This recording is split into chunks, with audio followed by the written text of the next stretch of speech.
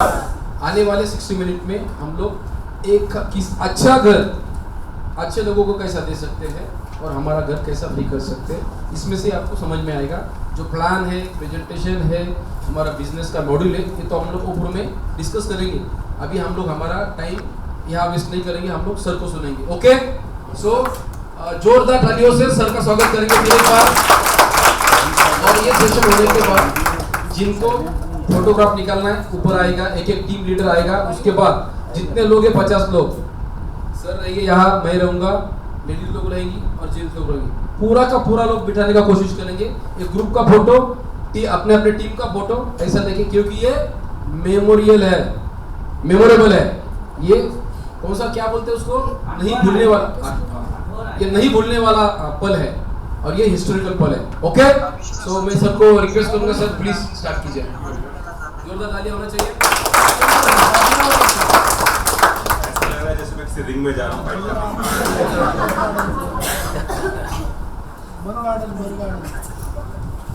अगर मैं आपसे पूछूं कि आने वाले 100 साल में ऐसे कौन से 3 लोग होंगे जो पूरी दुनिया को चेंज करेंगे, ये 3 तरह के लोग होंगे जो पूरी दुनिया को चेंज करेंगे और पूरी दुनिया में सबसे ज्यादा अहमियत रखेंगे। 3 तरह के लोग, जब वो क्या काम करते हो, सोचो जरा इस बार। एक मैं एग्जांपल देता हूँ, जो दुनिया को चेंज करेंगे, दुनिया को चेंज करने की ताकत रखते हैं, वो है वो लोग जो सेना में काम करते हैं। लास्ट 100 साल पहले, 100 साल देखो, हमारे पास वर्ल्ड वॉर 1 हुआ है, वर्ल्ड वॉर 2 हुआ है। इन होगा नहीं होगा मुझे पता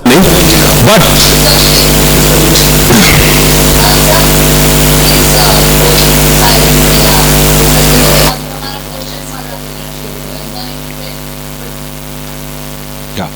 सो इस लास्ट 100 साल में जिस जॉब ने या जिस करियर ने पूरी दुनिया को चेंज किया है वो है फौज, जर्नल्स, क्योंकि फाइट उन्होंने की है, देश उन्होंने बनाए हैं, राइट ना।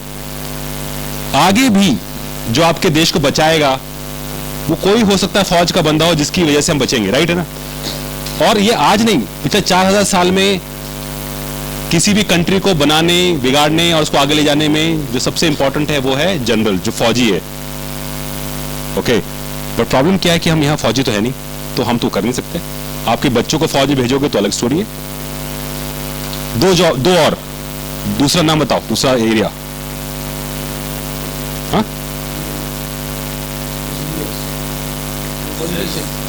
पॉलिटिशियंस। जब पीस होता है, जब लड़ाई नहीं होती है, जब पीस होता है तो पॉलिटिशियंस बहुत इंपॉर्टेंट होते हैं, है ना। वो क्या डिसीजन मेकिंग करते, क्या नहीं करते, इससे पूरी दुनिया चलती है, राइट है। इसलिए हम सब पॉलिटिक्स में जाना चाहते हैं, अपार्ट फ्रॉम पैसा और नाम, बिकॉज वो बहुत पावरफुल होते हैं और पीस में सबसे ज्यादा इंपैक्ट करते हैं। तीसरा नाम, जो तीसरा नाम है, देखो आप पॉलिटिक्स में जा सकते हो, नहीं जा सकते मुझे पता नहीं, जा भी सकते हो बट आर्मी में तो हो नहीं, बट तीसरा तो पक्का कर सकते हो। वो तीसरा है एंटरप्रेन्योर्स।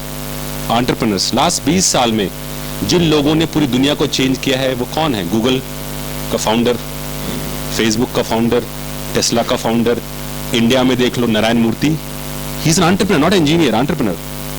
आप सबके सब एंटरप्रेन्योर बन सकते हो, बिकॉज एंटरप्रेन्योर बनने की कोई एज नहीं है। फौज में जाने की एज होगी, पॉलिटिक्स में भी जाने की एज नहीं है, बट ठीक है। बट ठीक है, एंटरप्रेन्योरशिप एक ऐसा है जो आप सब कर सकते हो। इवन अभी कुछ दिन पहले एक कंपनी थी नायका करके, नाम सुना है? नायका लिपस्टिक बनाती है। उसको एक लेडी ने शुरू किया जब वो 50 साल की हुई।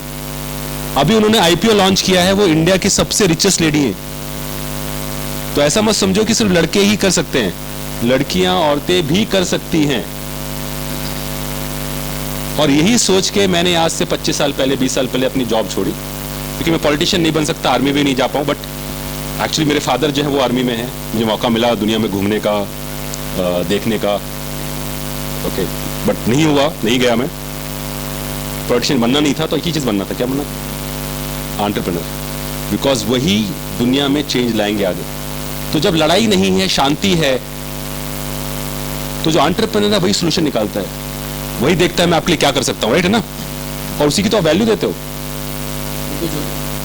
तो आप अगर ये समझो कि आप आपकी जर्नी एज ए एंटरप्रेन्योर बन रही है रियल एस्टेट में, तो आप जो आगे करोगे उससे आप आसपास के लोगों को इंपैक्ट करोगे।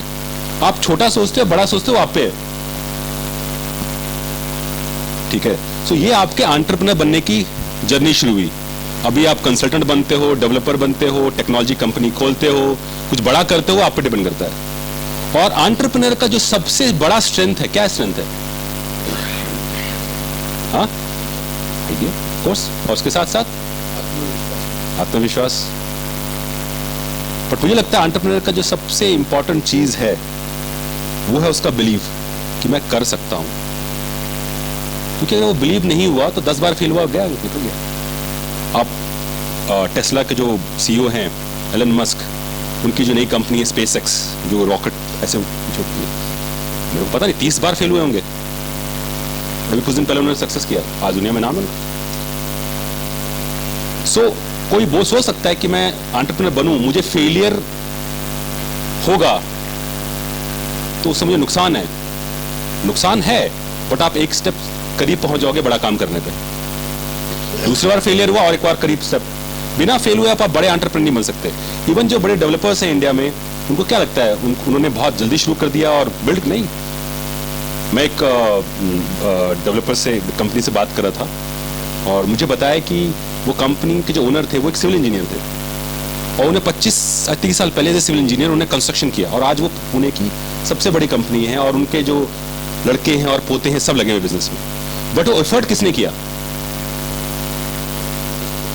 मुझे कहानी किसी ने सुनाई और बहुत इंटरेस्टिंग, जब तक याद है कि सोचो उस पहले बंदर के बारे में जिसने 2 पैर पे चल के खड़ना, 2 पैर पे खड़े होकर चलना शुरू किया होगा। उस बंदर को सब बंदरों ने तो देश निकाला दे दिया, ये गलत बंदर है भाई। उस बंदर ने, जिसने शायद हाथ से खाना शुरू किया होगा, किसी ने उसे एक्सेप्ट किया होगा और वो बंदर कहां पहुंच गया आज?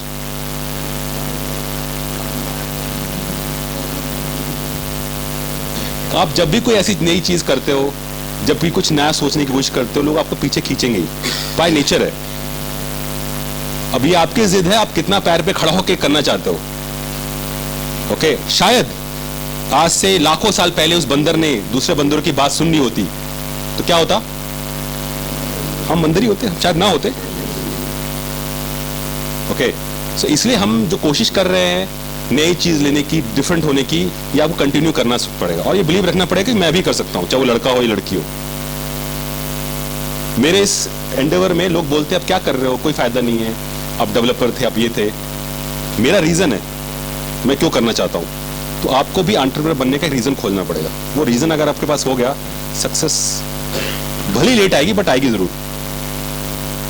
ओके, अब ये जो next half an hour 45 minutes हैं, ये मैं इसलिए बता रहा हूं कि जब अगर आपको रियल एस्टेट कंसल्टेंट बनना है ना, तो रियल एस्टेट कंसल्टेंट की सबसे बड़ी स्ट्रेंथ है उसका नॉलेज। बिकॉज आपके पास है क्या? प्रॉपर्टी आपकी नहीं है, कस्टमर आपका नहीं है, तो आपके पास है क्या? सर ने पूछा था, नॉलेज ही तो है। तो नॉलेज को जितना इंप्रूव करोगे, जितना हॉर्न करोगे, उतना फायदा होगा आपको।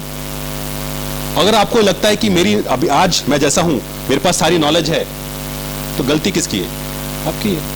जो खुले मन से जाके देखेगा, जो आया है, आपने दूसरों से एक स्टेप ले लिया आगे, पूछो क्यों आप आए हो यहां पे। Let's have big clap for everyone, right? अपने लिए ताली बजाओ। ये पहला स्टेप है ना। पहला स्टेप बिलीव किया कि ठीक है मैं जाके सुनता हूं, नॉलेज लेता हूं। अब इसके बाद आप क्या नॉलेज लोगे, क्या करोगे, वापस आप पे डिपेंड करता है। तो नॉलेज आपका सबसे पावरफुल है, तो आप रियल एस्टेट कंसल्टिंग में अच्छा कर सकते हो। दूसरा, आप समझो ध्यान से, आप जब किसी के पास जाओ, किसी को बताओ, इसलिए मत बताओ कि वो आपसे प्रॉपर्टी खरीदे।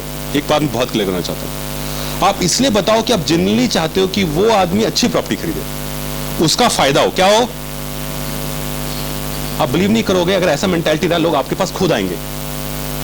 क्यों आएंगे? क्योंकि उनको लगेगा कि आप जेन्युइनली आप उसका फायदा करना चाहते हो। जब भी आपको लगता है कि ये आदमी मेरे पास इसलिए आया कि उसका फायदा होगा, आप कभी इसके पास नहीं जाते। देख लो अपने आप को, कभी जाओ आपको लग गया कि मेरे पास इसलिए आ रहा है कि इसका फायदा, आप नहीं जाते हो।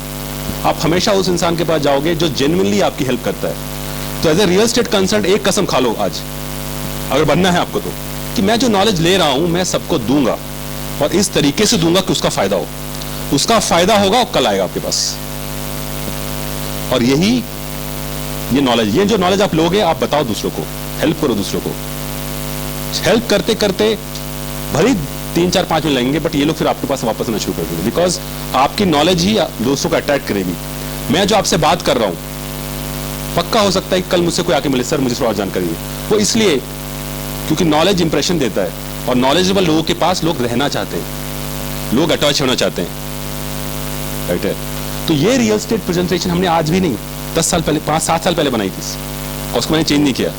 और ये प्रेजेंटेशन इस तरह से कि आप किसी भी कस्टमर को बता सकते हो कि प्रॉपर्टी खरीदते हो क्या क्या चीजों का ध्यान रखना चाहिए, बस। और कल उसको कुछ प्रॉब्लम होगी तो आपको कॉल करेगा, यार ये तूने बताया था, मुझे बताना थोड़ा सा और।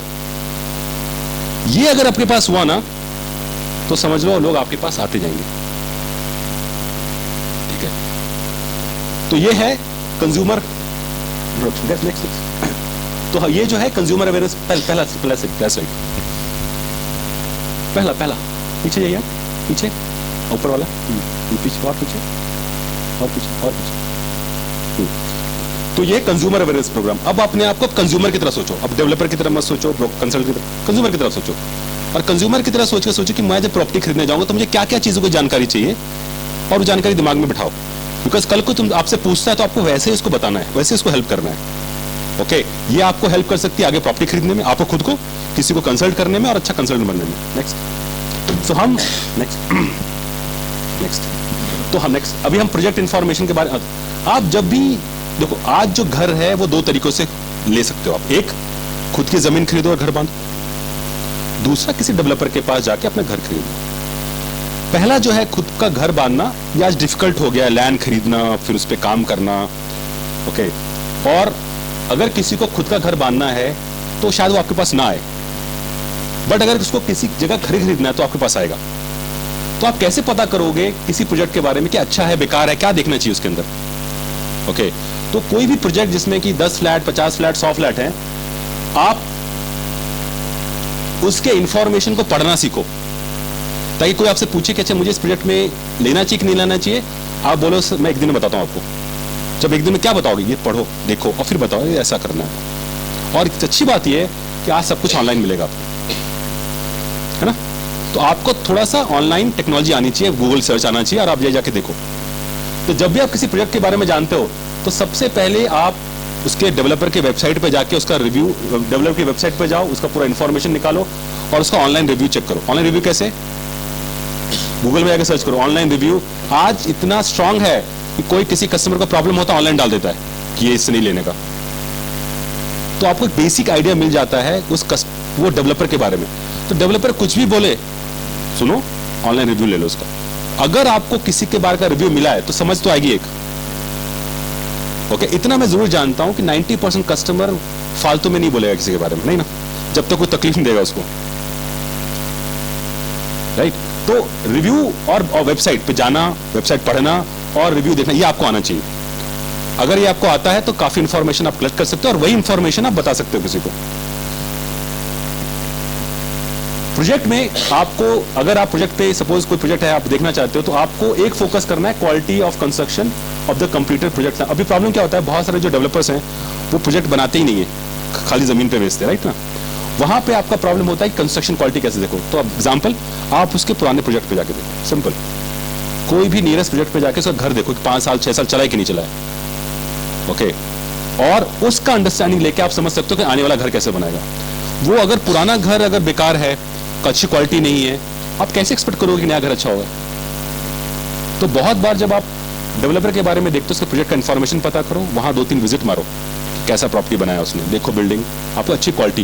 बिकॉज घर का एक बहुत इंपॉर्टेंट पार्ट है, क्योंकि आप वहां 40 साल 50 साल 60 साल रहते हो, तो क्वालिटी पे कस्टमर बहुत ध्यान देता है। और आप 50 लाख रुपए डाल रहे हो, तो आपको ये समझना चाहिए क्वालिटी कैसी होनी चाहिए, क्वालिटी किस तरह की होनी चाहिए।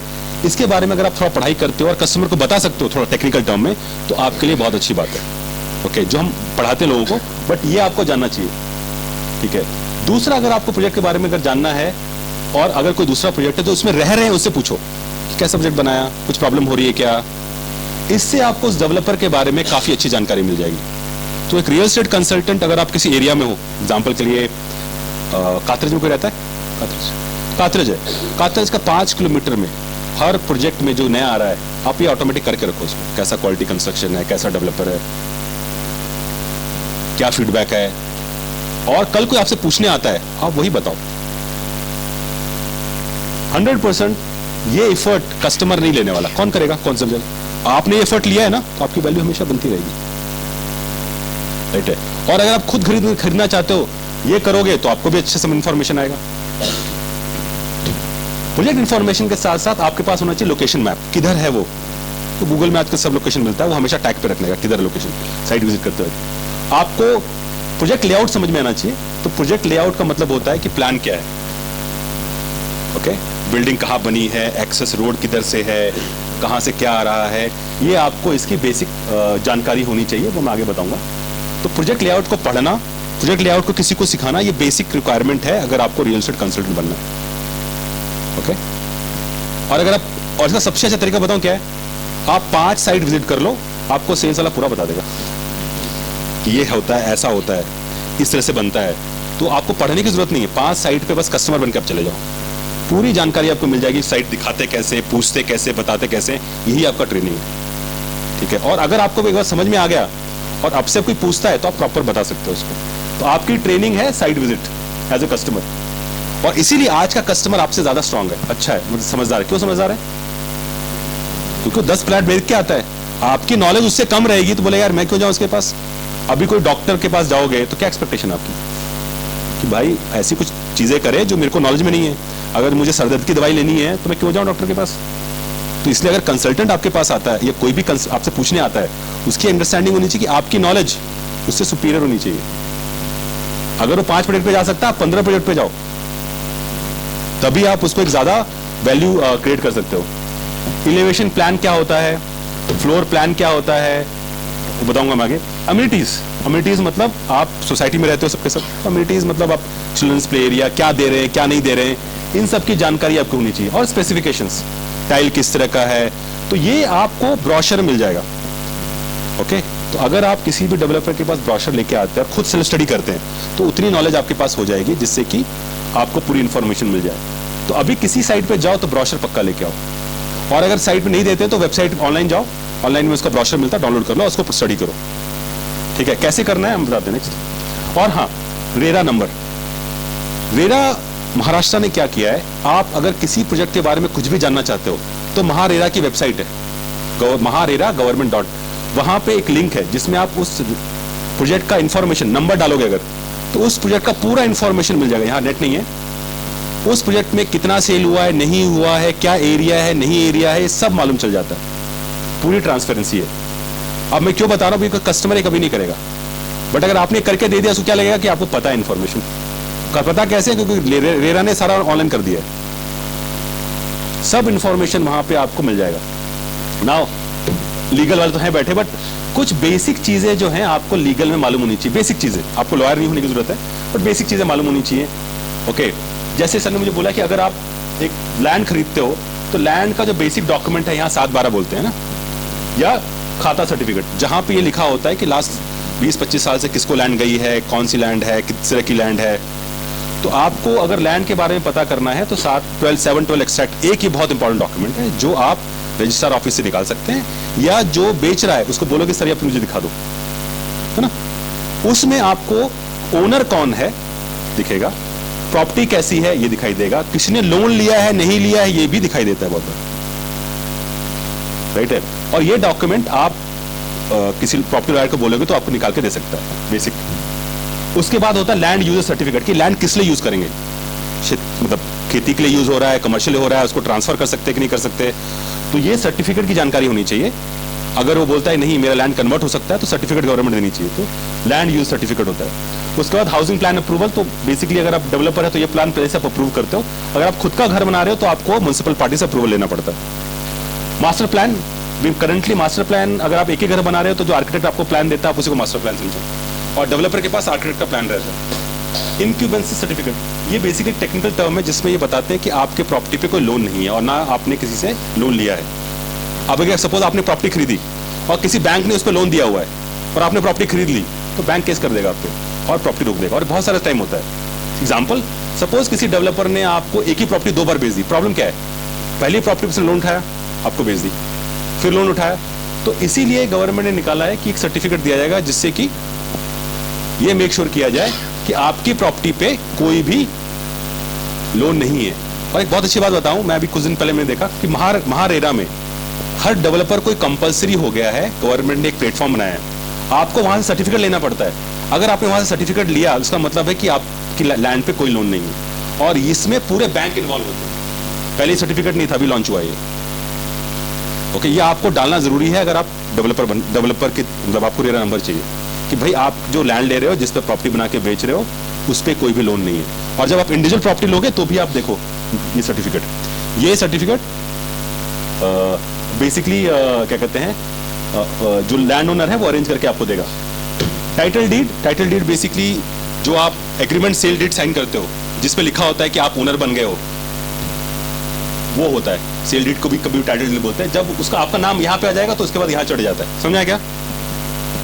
आपने सेल किया, टाइटल डीड ले लिया, उसके बाद आपका नाम 7/12 में चढ़ गया, तो वो एग्रीमेंट गवर्नमेंट का जिससे आपका नाम यहाँ पे आ जाए वो टाइटल डीड है, सेल डीड बोलते हैं उसको बहुत बार। नो ऑब्जेक्शन सर्टिफिकेट, आप कोई मकान बना रहे हो, गवर्नमेंट मकान बना रहा है तो नो ऑब्जेक्शन सर्टिफिकेट लेना पड़ेगा। कहाँ से? लोकल बॉडी से, गवर्नमेंट बॉडी से, उसका महाराष्ट्र से, ठीक है। तो multiple level of no objection होते हैं जो आर्किटेक्ट बताता है। गवर्नमेंट सर्टिफिकेट, कमेंसमेंट सर्टिफिकेट मतलब क्या? गवर्नमेंट आपको अलाउ करती है, लोकल गवर्नमेंट, कि आप कंस्ट्रक्शन कर सकते हैं, और बिना उसके लोकल बॉडी मतलब लोकल जो डेवलपर है कंस्ट्रक्शन नहीं कर सकता। फिर भी ऐड करो, रियल स्टेट प्रोजेक्ट्स में 4 इंपॉर्टेंट क्या बोलते हैं फेस होते हैं, फर्स्ट, सेकंड, थर्ड, फोर्थ। पहला होता है कमेंसमेंट सर्टिफिकेट। बिना कमेंसमेंट सर्टिफिकेट के कोई भी डेवलपर प्रॉपर्टी नहीं बांध सकता है, कोई नहीं बांध सकता, ठीक है, वो सबसे इंपॉर्टेंट है। कमेंसमेंट सर्टिफिकेट मिलने के बाद आप रेरा के लिए अप्लाई कर सकते हैं। दूसरा नंबर रेरा आता है। रेरा मिलने के बाद ही आप प्रॉपर्टी सेल कर सकते हैं। उसके बाद होता है आपका कंप्लीशन सर्टिफिकेट, कि आपको जो बनाया था डिजाइन उसके हिसाब से आपने बना के दे दिया, वो भी। और कंप्लीशन सर्टिफिकेट के बाद होता है आपका पोजेशन सर्टिफिकेट, क्या कहते हैं उसको, हाँ बेसिकली नहीं, तो बेसिकली उसमें क्या होता है कि आपने सारी अम्यूनिटीज उसमें डाल दी हैं, अब वो रहने के लिए हो गया है। नहीं, सोसाइटी फॉर्म अलग चीज है। हाँ, ऑक्यूपेंस सर्टिफिकेट, ओके। सो ऑक्यूपेंस सर्टिफिकेट के बाद आप रह सकते हो। ये 4 इंपॉर्टेंट सर्टिफिकेट जो आपको मालूम होने चाहिए। तो आप किसी प्रॉपर्टी में जाओगे डेवलपर के पास तो पूछो भैया आपके पास ओसी आ गया क्या? ओपी मतलब ऑक्सी, ऑक्यूपेंस सर्टिफिकेट आने के बाद लोग रह सकते हैं उसमें। वैसे डेवलपर पहले भी दे देता है बट वो जरूरी है, ठीक है। ये टर्मिनोलॉजी है जो हर प्रोजेक्ट में यूज होता है। Completion certificate, RERA certificate, completion certificate and occupation certificate, आपको नॉलेज होनी चाहिए। फिर प्रॉपर्टी के टैक्स रिसीट और गवर्नमेंट को पैसा दे रहे हो कि नहीं, sale deed, agriculture, non agriculture. So Maharashtra में अभी सिंपल है, एग्रीकल्चर लैंड आपको खरीदना है तो आपको कम से कम 11 गुंठे खरीदना पड़ता है, उसके बाद आप ओनर बनते हो। और अगर आपको एग्रीकल्चर का नॉन एग्रीकल्चर कराना है तो आपको सर्टेन टर्म्स पैरामीटर्स में मैच होना चाहिए जो गवर्नमेंट के हिसाब से, लैंड पे रोड होना चाहिए XYZ, ठीक है। बट आपको ये बेसिक जानकारी अगर होगी आप ओके, तो आप किसी को बता सकते हो। इसमें किसी को पूछना है क्या? बेसिक समझना है आपको? नहीं, अगर आपके पास रेरा का सर्टिफिकेट है टेक्निकली तो रेरा ने सब सर्टिफिकेट ले लिए होंगे उससे, तभी तो आपको बेचने के लिए देगी ना। तो रेरा का सर्टिफिकेट अल्टीमेट सर्टिफिकेट है कि रेरा ने देख लिया है कि उसकी को हर वो चीज उसके पास है जिसको बेचने के लिए जरूरी है। तो रेरा का सर्टिफिकेट है तो डेवलपर के पास सब होगा और सब ऑनलाइन मिल जाएगा। तो रेरा का certificate is the final certificate for buying it. जब आप रहने के लिए जा रहे हो ओके, ठीक है, तब आपको ओसी देखना पड़ेगा। बाय करने के लिए रेरा इज सफिशिएंट, मतलब आपको लॉयर भी हायर करने की जरूरत नहीं है। हाँ, क्यों? क्योंकि अगर कुछ गलती हुई तो रिस्पॉन्सिबिलिटी कौन ले रहा है? Government, plus. तो आपको टेक्निकली उतना सोचने की जरूरत नहीं है।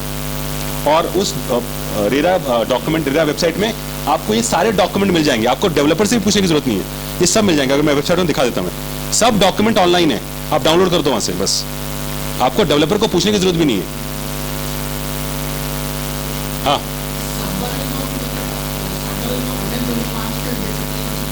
है साइट पे, मैं बताता हूँ, साइट पे हम व्हाट्सएप कर दूंगा, वो महाराष्ट्र की वेबसाइट है, आप जाके वहां चेक कर सकते हो। आप एरिया डालो, सर्वे नंबर डालो, आपको मिल जाएगा। बिल्कुल बिल्कुल, आप वेबसाइट महाराष्ट्र में अभी आप 7/12 ऑनलाइन चेक कर सकते हो, पूरा ऑनलाइन है, तुरंत डाउनलोड करो, आप देख लो उसको। लैंड ही तो दिखता है ना, 7 बार तो लैंड के लिए होता है ना वो। लैंड का मैप नहीं आएगा आपको, ये दिख के आएगा कि ये जोन जो है वो किसके नाम पे है, कौन कौन ओनर है उसका। अगर आपको मैपिंग चाहिए तो आपको म्युनिसिपल बॉडीज में जाना पड़ेगा, वो आपको मैप देंगे। अभी जैसे पीएमआरडी ने एक मैप निकाला है, वो जोनिंग दे देगा, बट उस जोन के अंदर कौन ओनर है, कितने की प्रॉपर्टी है, वो कौन देखेगा 7/12 में, जो आप ऑनलाइन। ओके हाँ गुड। तो बेसिकली जोन में एक होता है एग्रीकल्चर जोन, जो सबके पास। एग्रीकल्चर जोन से जो नेक्स्ट जोन होता है उसको कहते हैं नॉन एग्रीकल्चर जोन। अब नॉन एग्रीकल्चर जोन में सब आ जाता है, मैं बताऊंगा उसको आगे भी, है मेरे पास प्रेजेंटेशन, मैं बताऊंगा उसको मैं, ठीक है। नेक्स्ट ओके, ये इंपॉर्टेंट है 5 मिनट के लिए देखेंगे इसको। ये है कॉस्ट शीट। आप जब घर खरीदने जाते हो तो आपको बेसिक समझ में आना चाहिए कि मैं पैसा क्या दे रहा हूँ, कितना देना पड़ेगा मुझे, क्योंकि सब पूछेंगे ना, अच्छा घर तो मुझे पसंद है, पैसा। तो कॉस्ट शीट अगर आपको समझ में आता है तो आपको समझ में आया कि मेरे को पैसा क्या क्या लगता है। मोटा मोटी समझाता हूँ। पहले क्या होता था कि पहले डेवलपर जो है पर स्क्वायर फुट प्राइस चार्ज करता था, सेल बिल्डअप। तो अभी क्या है, रेरा आने के बाद वो लमसम चार्ज करता है 30 लाख रुपए। और आप पूछोगे भाई कितना कारपेट है, पता नहीं है, तो यहाँ लमसम बोलेगा 25 लाख रुपए चार्ज करेगा। अब उस 25 लाख में 3 चीज हो सकती है, उसका basic cost, area multiply by rate. अगर एरिया 1000 स्क्वायर फुट है, रेट 2000, तो कितना होगा 20 लाख रुपए। उसके बाद पार्किंग हो सकता है, मतलब 2 लाख रुपए, और उसके बाद इंफ्रास्ट्रक्चर। ये 3 चार्जेस हैं जो डेवलपर लगाते हैं, इंफ्रास्ट्रक्चर, जैसे पार्किंग और बेसिक चार्ज, ठीक है। अभी इसमें नहीं लिखा हुआ बिकॉज बहुत लोग दिखाते नहीं है, और बहुत लोग आपको बताएं यहाँ से। आप पूछो सर पार्किंग कितना लिया आपने, इंफ्रास्ट्रक्चर लिया, तो कंपेयर कैसे करोगे उसको। तो उसके बाद होता है stamp duty. Stamp duty generally 3 से 6% तक पूरे एरिया में 6% स्टैम्प ड्यूटी। अगर आप म्यूनिसिपल बॉडी को छोड़ के जाओगे 3%। ये स्टैम्प ड्यूटी किसको जाता है, ये स्टैम्प ड्यूटी जाता है लोकल बॉडी को, जो रोड डेवलप करता है, सीवेज डेवलप करता है। उसके बाद आता है रजिस्ट्रेशन। रजिस्ट्रेशन किसको जाता है, जहाँ पे आप रजिस्टर करते हो, ये तो रजिस्ट्रार भी मेंटेन करेगा डॉक्यूमेंट, तो उस डिपार्टमेंट को जाता है 1% आपके डॉक्यूमेंट मेंटेन करने। उसके बाद आपका जीएसटी। जीएसटी किसको जाता है, 3 जीएसटी 2 लोगों को जाता है, लोकल गवर्नमेंट आपको महाराष्ट्र, और एक है state government, sorry national government.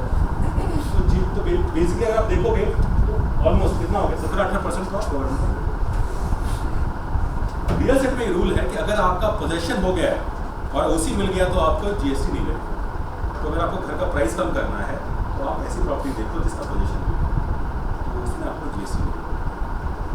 Real estate इसका स्टेट फायदा है, राइट सर। 3% का 3% stamp duty out of city, हाँ इट्स सेंस का एक्चुअली आउट ऑफ सिटी मतलब सिटी लिमिट के बाहर की कुछ प्रॉपर्टीज को 3%। अभी जैसे गाँव में है तो वहाँ पे परसेंटेज जो होगा वो कम होता है, बिकॉज गांव के जो पीएमआरडी को टेक करता है। कॉर्पोरेशन के लिमिट के हिसाब से ये बढ़ सकता है। आया समझ में आपको? इन सिटी 6%। सर जो स्टैम्प ड्यूटी है वो लैंड के हिसाब से उसका परसेंटेज निकाला था सर। कितना पैसा आप दे रहे हो उसके हिसाब से दिया जाता है। बट मैं एग्जांपल समझाता हूँ, ठीक है। आपको रेडी रेट मालूम है कि हर जगह का एक रेट होता है, गवर्नमेंट फिक्स करती है। अगर आपकी प्रॉपर्टी का प्राइस उससे नीचे है तो रेडी रेट, अगर उससे ज्यादा है तो जो ज्यादा प्राइस है उस पर दिया जाएगा। समझ में आया क्लियर? अगर 500 रुपये रेडी रेट है, टैक्स 500 रुपये कैलकुलेट हो रहा है और आपने 400 दिखाया तो 500 रुपये कैलकुलेट हो रहा है। अगर उसका रेट 600 रुपये है, 600 रुपये कैलकुलेट, तो ज्यादा वैल्यू पे ये कैलकुलेट होता है। तो टोटल जो बेसिक कॉस्ट है, टोटल कॉस्ट होता है उसके ऊपर जिसको हम अपार्टमेंट कॉस्ट बोलते हैं। सर रेडी रेकनर में स्लैब कैसा से ये करते हैं? स्लैब जो होता है वो गवर्नमेंट डिसाइड करती है और हर 1 साल 2 साल में रिव्यू करती है। इस एवरेज रेट जो चलता है गवर्नमेंट उसको ले लेती है और बोलते हैं भैया इतना पैसा मुझे मिलना चाहिए। अब रेट इतना रेट क्यों होता है? सिंपल है, आप तो चाहोगे गवर्नमेंट को कम पैसा दो, बोलोगे नहीं मैंने तो 20 लाख में ट्रांजेक्शन किया है, गवर्नमेंट को नुकसान है ना, गवर्नमेंट बोलते नहीं इस एरिया का रेट इतना है, 2 साल में आप इतना पैसा तो मुझे दो। उसी वैसे स्टैंडर्ड तो एवरेज रेट होता है, वैसे स्टैंडर्ड बनाया जाता है। क्लियर?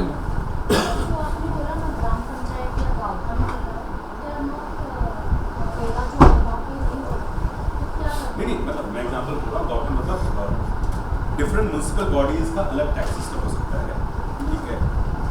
और जैसे मैं गवर्नमेंट की बात बोल रहा हूँ, अगर वो एक म्युनिसिपल जोन में आता है, ठीक है, और उसको एग्रीकल्चर से नॉन एग्रीकल्चर किया है, ठीक है, तो उसमें प्रॉपर स्टैम्प ड्यूटी रजिस्ट्रेशन होता है। बट अगर वो एग्रीकल्चर लैंड में बांध दिया उसको तो फिर प्रॉब्लम हो जाएगी। आया समझ में?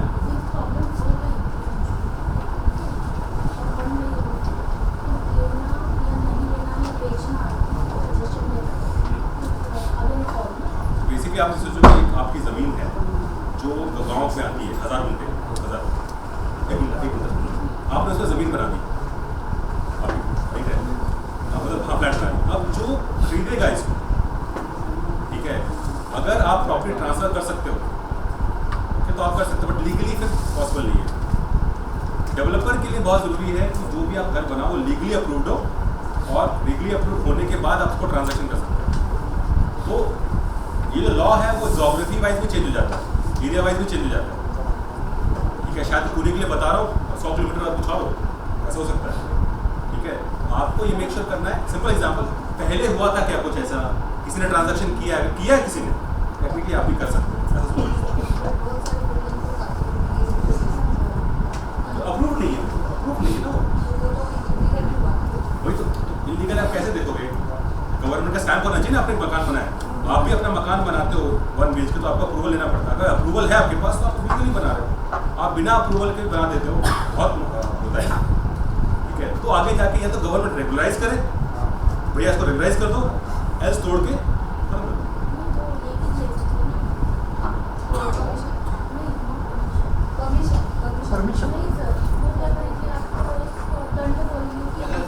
उसी को कहते हैं रेगुलाइज करना। कंपाउंडिंग, मतलब आपने जो बनाया है उसको दंड देके मैंने पास कर दिया, ऐसा नहीं। सर कंपाउंडिंग कितने लिमिट तक अप्लाई कर सकता है एक्सेस कंस्ट्रक्शन का? ये बहुत टेक्निकल क्वेश्चन है, मैं आपको बस इतना बोल देता हूँ कि पुणे में 1 गुंठा लैंड है तो 1.1 कंस्ट्रक्ट कर सकते हो, ठीक है। 1 गुंठा पे 1.1, उसके ऊपर फिर आप 4% तक FSI एक्स्ट्रा कमा सकते हो, ले सकते हो। उसके ऊपर ऐसे करके 1.5% तक कर सकते हो एक्स्ट्रा। हक का जो है 1.1, 1000 गुंठे में 1100 गुंठा करवा सकते हो। सर FSI का मतलब कितना तक बांध होता है, FSI होता है मतलब 1.1 1000 का है तो 1100, ठीक है। उसके ऊपर आप लोकल बॉडी से अप्रूवल ले करके प्रीमियम ले सकते हो। प्रीमियम जो है, लोडिंग जो है वो 0.4 to 0.5% एक्स्ट्रा, मतलब 1 घंटे पे 1.1 आपका हक का 0.4% आप ऊपर से और बांध सकते हो। एक्सेस कंस्ट्रक्शन में जो कंपाउंडिंग करते हैं उसमें कंज्यूम करा देते हैं FSI? वो केस टू केस है। मैंने वही बोला कि 1.5 तक 6 तक आप जा सकते हो, और जो आपको मिला है उसमें आप 20% कम कर दो, उतना कारपेट मिल जाएगा, बाकी कंस्ट्रक्शन में चला जाएगा। ऐसा मैं आपको एग्जाम्पल 1100 स्क्वायर फुट है, 20% कम, आप 900 स्क्वायर फुट का घर बांध सकते हो, और जो बाकी जो गया वो बाकी कंस्ट्रक्शन में चला जाएगा। Normal calculation in the sense premium 1.1 मिला आपको, उसके ऊपर प्रीमियम आपने 0.4 ले लिया, ठीक है। कितना हो गया? 1.5 हो गया। 1.5 में 20% घटा दो, ठीक है, तो 1.2 बच गया। 1.2 आपको कारपेट मिल जाएगा, बाकी आपका जो दीवार है इस समय चला जाएगा। ये नॉर्मल कैलकुलेशन बता रहा हूँ, जो आप कहीं कैलकुलेट कर सकते हो। तो बिल्टअप आपका पूरा हो गया 1.5 के आसपास, कारपेट जो मिलेगा एक्चुअली वो आपको मिल गया 1.2 के आसपास। समझ में आ रहा है? ओके, सो लीगल फीस है और फिर फाइनल कॉस्ट आता है। तो बेसिकली आप जब किसी को कॉस्ट बताओ तो आप बताओ अपार्टमेंट कॉस्ट क्या है, उसका बाइफरकेशन क्या है, स्टैम्प ड्यूटी क्या है, रजिस्ट्रेशन क्या है, रजिस्ट्री क्या है, सोसाइटी फॉर्मेशन क्या है, फाइनल कॉस्ट क्या है। अगर आप डेवलपर से खरीदते हो तो डेवलपर के पास होता है कंस्ट्रक्शन लिंक प्लान। कंस्ट्रक्शन मतलब जितना कंस्ट्रक्शन होगा उतना पैसा आपको देना है।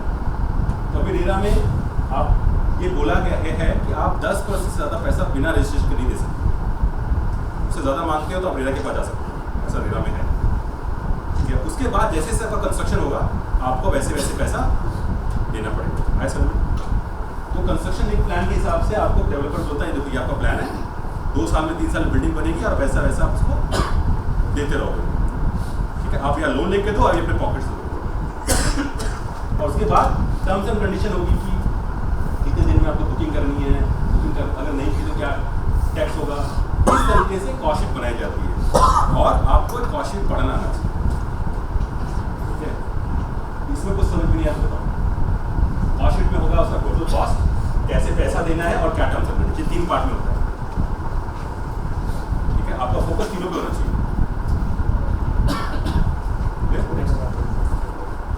अब देखो सबसे बड़ा झोल का होता है, झोल मतलब प्रॉब्लम होती है carpet area, built up area, saleable area, है ना। सर ये क्या है? मेरा मानना है कि अब सब भूल जाओ, सिर्फ याद रखो carpet area, RERA carpet area. अब बिल्टअप एरिया सेलेबल एरिया से बोलने की चीज़ है, गवर्नमेंट ने बोला सिर्फ कारपेट एरिया रखना है, वो भी रेरा कारपेट एरिया। अभी नेक्स्ट क्वेश्चन होता है सर रेरा कारपेट एरिया होता है क्या, कैलकुलेट कैसे करते हो? तो आपको 2 मिनट बताऊंगा कैसे कैलकुलेट करते हो, ठीक है? इससे आप हमेशा याद रखना कैसे कैलकुलेट। अगर आपको कोई बोलता है कि बिल्टअप एरिया कितना, नहीं कारपेट रेरा कारपेट कितना ये मुझे बताओ बस। रेरा कारपेट मतलब आपको रहने के लिए कितना मिला है, बिल्टअप तो आपको ऐसे भी समझ में नहीं आएगा, आप तो इंजीनियर हो नहीं, है ना? तो महारेरा क्या बोलता है, ध्यान सुनना, कि आप एक रूम में कारपेट बिछा दे कारपेट, ओके, प्लस सपोज बगल वाला रूम भी मेरा है ना, तो बीच की जो दीवार का थिकनेस है वो भी ऐड करो, तो इन दोनों रूम का carpet area plus thickness of the wall is RERA carpet area. मैं समझ क्लियर? ये बाहर की वॉल नहीं, ये भी बाहर की वॉल नहीं, ये भी बाहर की, तो बाहर की वॉल को नहीं, अंदर की वॉल का जो थिकनेस है वो कारपेट एरिया में लिया जाता है, तो 4-5% तक जा सकता है, ओके। उसके बाद बालकनी, बरांडा, ओपन टेरेस, डेक, ये सब रेरा कारपेट एरिया में लिया जाता है। अब डेवलपर क्या बोलता है, यूजेबल एरिया, यूजेबल एरिया मतलब बालकनी वालकनी। रेरा कारपेट एरिया सिंपल है, कारपेट बिछा करके प्लस अंदर के जो दीवार है उसकी थिकनेस पकड़ लो, यही आपका रेरा कारपेट एरिया, और वही एग्रीमेंट में होना चाहिए। Only inner walls. हाँ? Only inner walls. Inner walls, only inner walls, only inner walls.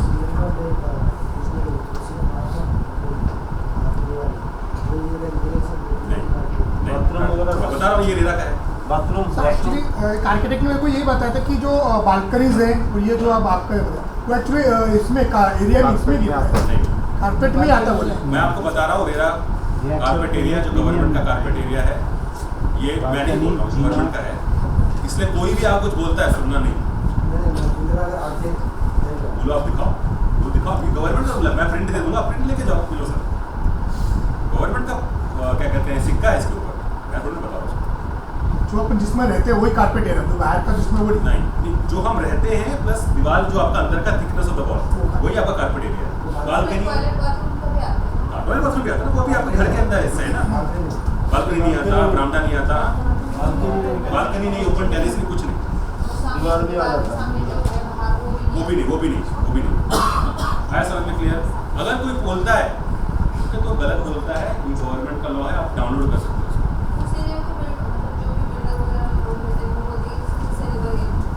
तो अभी सेलेबल एरिया कॉन्सेप्ट नहीं है, क्योंकि देखो पुणे में जब हम काम करते थे सेलेबल एरिया था 50%, मुंबई में सेलेबल था 50%, बड़ौदा चला 70%, तो मुझे पता कैसे लगा मैं कितना घर में रह रहा हूँ।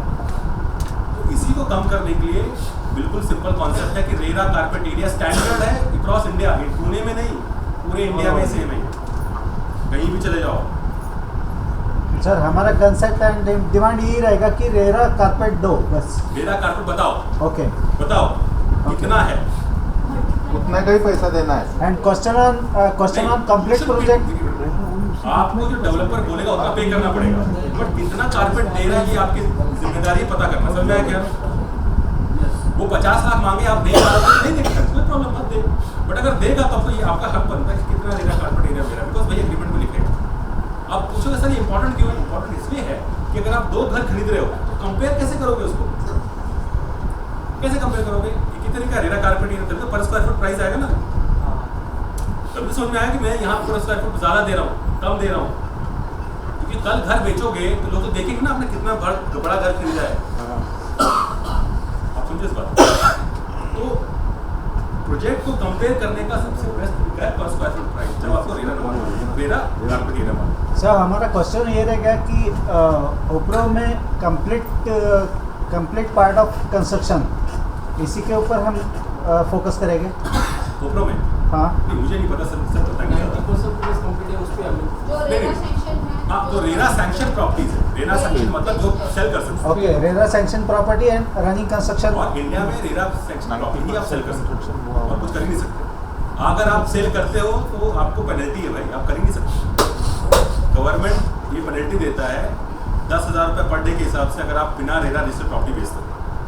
90% में भी कितना क्या 10% में क्या 10% मध्ये काय बॅलन्स राहिला 90% वर आपण डिस्कशन करू. मैं नहीं समझ पाया, फिर से पूछिए। नाही तो क्वेश्चन आपला झाला सर, आपल्याचा झाला तो. आपल्याला इथं शिकायचं आहे की घर कसं विकायचं, जगताप सरांना विचारा. तो नंतरचा प्रश्न आहे, आपल्या युनिटचा प्रश्न आहे, तो पुढचा प्रश्न आहे. हाँ, तो मुझे उसके बारे में मालूम नहीं है, मैं आपको सिर्फ ये बता रहा हूँ कि आप इसी घर को सेल कर सकते हो जो RERA register